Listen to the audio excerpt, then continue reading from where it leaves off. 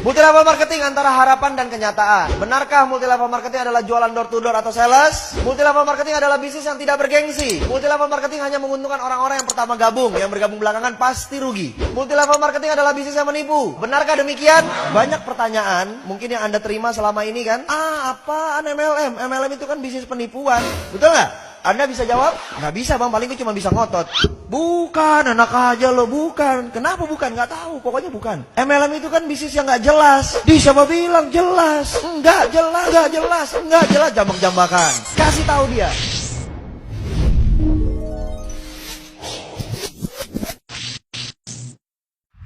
Anda tahu nggak bahwa di dunia ini ada sistem pemasaran? Setiap perusahaan yang ingin mencari keuntungan pasti harus menjual produk. Produknya itu bisa berupa barang, bisa berupa jasa, betul? Nah, dibutuhkan sistem pemasaran untuk sampai ke konsumen. Nah, sistem pemasaran itu hari ini saya mau jelaskan kepada Anda.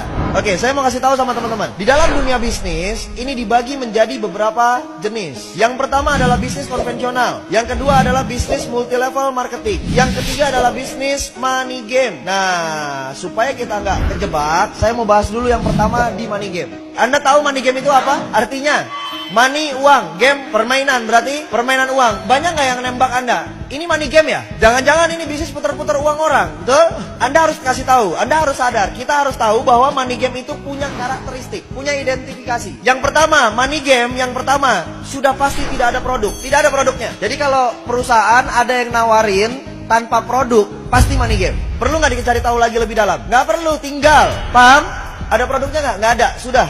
Tinggal. Identifikasi yang kedua, ada produk tapi harganya selangit. Contoh, produknya harganya selangit itu dibandingkan sama produk-produk yang ada di pasaran. Contoh misalnya odol. Odol biasa beli Pepsodent berapa harganya? Goceng, ceban gitu ya. Nah, ini ada perusahaan misalnya dia punya produk odol juga. Harganya berapa? 50.000, 100.000. Apa kelebihannya? Pas sikat gigi, giginya jadi emas. Paham nggak maksud saya nih? Jadi harganya terlalu berlebihan, terlalu jauh. Produknya misalnya air minum, air mineral. Air mineral biasanya berapa? 5.000. Ada nggak yang jual sampai 50.000? Itu money game, itu identifikasi money game. Yang ketiga, sebenarnya tidak ada produk, tapi pura-pura ada produk. Biasanya sistemnya cicil atau tabung. Misalnya contoh, perusahaan itu menawarkan Anda produknya emas, tapi nanti dapat barangnya tahun depan. Jadi setiap bulan Anda taruh uang dulu. Perusahaan itu menawarkan travel, perjalanan umroh, perjalanan haji. Sifatnya tabung tiap bulan. Kapan dapatnya? Ntar 2 tahun lagi, ntar tahun depan. Nah, itu hati-hati, itu money game. Pura-pura ada produk, padahal produknya nggak tahu kapan adanya. Produknya nggak jelas. Paham? Dan ini udah banyak di masyarakat. Jadi 3 identifikasinya. Anda ketemu sama perusahaan seperti ini yang nggak ada produk, atau produknya harganya selangit, atau nggak ada produk tapi pura-puranya ada produk dengan cara mencicil atau menabung. Sudah, tinggalkan. Itu bukan perusahaan yang benar. Paham?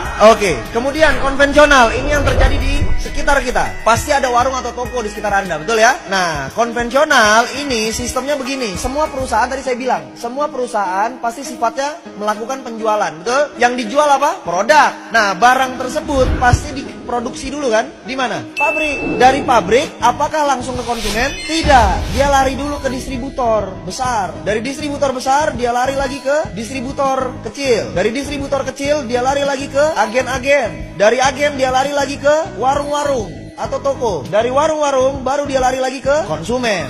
Paham? Oke, yang saya mau tanya, konsumen tahu nggak ada barang yang di warung, ada barang di agen, ada barang di distributor kecil, di distributor besar? Taunya dari mana? Harus ada iklan.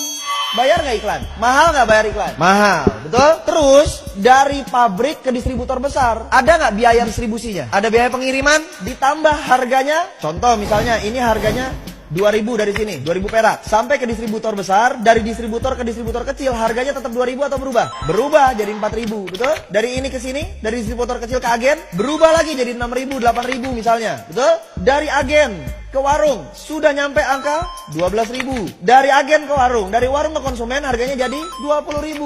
Paham nggak? Padahal modal awalnya berapa? Nah, kelebihan itu banyak dibagi-bagi. Menjadi jalur distribusi, menjadi jalur iklan, menjadi jalur marketing. Itu di jalur apa? Konvensional. Semua warung begini. Semua barang yang ada di sekitar Anda begini prosesnya. Rokok begini, sampo begini, sabun begini. Paham? Oke. Saya nggak banyak bahas di situ. Yang saya banyak mau bahas adalah nih, multi level marketing. Lalu kalau begitu, apa bang kelebihannya multi level marketing? Multi level marketing ini adalah perusahaan di mana barangnya tetap yang produksi pabrik. Dari pabrik lari ke distributor. distributor tunggal namanya. Itulah perusahaan multi level marketing. Dari distributor tunggal larinya kemana? Ke konsumen. Langsung. Loh, terus bang, kan konsumen ini kan member.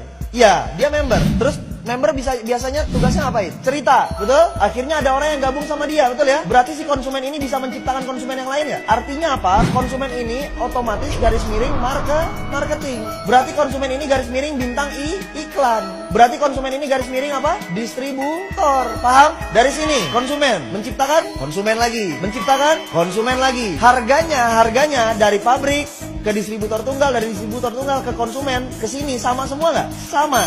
Jadi kelebihan dananya tadi, kelebihan dananya tadi itu dialirkannya kepada siapa? Kepada kita, karena Anda marketingnya, Anda distributornya, Anda bintang iklannya. Berarti kita yang dibayar mahal oleh perusahaan multi level marketing. Paham? Berarti Anda distributor kan? Berarti Anda keren nggak? Bergengsi apa tidak bergengsi? Bergengsi. Kenapa harus malu? Anda distributor loh. Distributor, kalau kalau toko-toko distributor itu yang gede, yang banyak stoknya banyak, yang barangnya banyak. Berarti modalnya gede nggak? Kalau kita di multi level marketing, modalnya perlu gede nggak? Nggak perlu. Paham? Oke, satu kelebihan lagi yang saya mau bahas. Anda lihat, Anda perhatikan. Biasanya jumlah barang yang dimiliki konvensional dari pabrik, dia ngoper ke distributor besar ini biasanya bersyarat. Artinya paket besar. Anggap misalnya 10.000 piece. Begitu sampai turun ke distributor kecil, ini turun menjadi 2.000 piece. Dari sini turun ke agen misalnya 500. Ke warung-warung misalnya 100. Ada batasan jumlah barang yang dikirimin, stoknya. Berarti pertanyaan saya begini, si warung ini bisa nggak lebih kaya daripada agen? Nggak mungkin, orang jualannya cuma 100 tiap hari. Agen jualannya 500 tiap hari. Mungkin nggak dia lebih kaya daripada ini? Tidak mungkin. Agen mungkin nggak lebih kaya daripada distributor kecil? Tidak mungkin. Distributor kecil mungkin nggak lebih kaya daripada distributor besar? Tidak mungkin. Betul? Oke. Sekarang saya mau tanya, multi level marketing, si konsumen ini jual produk nggak? Jual. Produk siapa yang dijual? Produk perusahaan, bukan produk dia. Punya stok nggak masing-masing? Punya. Stok buat apa? Buat konsumsi, bukan buat dijual. Paham nggak? Stok yang dimiliki member yang bergabung itu adalah stok konsumsi, bukan stok untuk dijual. Yang dijual adalah produk perusahaan. Berarti ada batasan nggak stok barangnya? Tidak ada. Bisa nggak kejadiannya begini? Konsumen yang atas jual cuma 50, konsumen yang bawah jualnya 100. Bisa? Bisa. Siapa yang kaya? Ya dialah yang dapat untung banyak. Yang ini cuma jual atu. Berarti yang lebih kaya yang mana? Yang bawah. Tadi ada kalimat kan? MLM adalah bisnis yang memperkaya yang di... Salah atau benar? Salah. Karena justru multi level marketing lah yang melawan konsep bisnis memperkaya yang di atas. Kalau konvensional udah pasti yang atas yang lebih kaya. Kerja di kantor udah pasti yang atas yang lebih kaya. Gaji staff sama manajer gede mana? Berarti itu yang memperkaya yang di atas. Kalau multi level marketing tidak memperkaya yang di atas sama sekali. Oke, berarti kita harus bangga dari perusahaan multi level marketing. Berikan aplaus yang luar biasa diri Anda.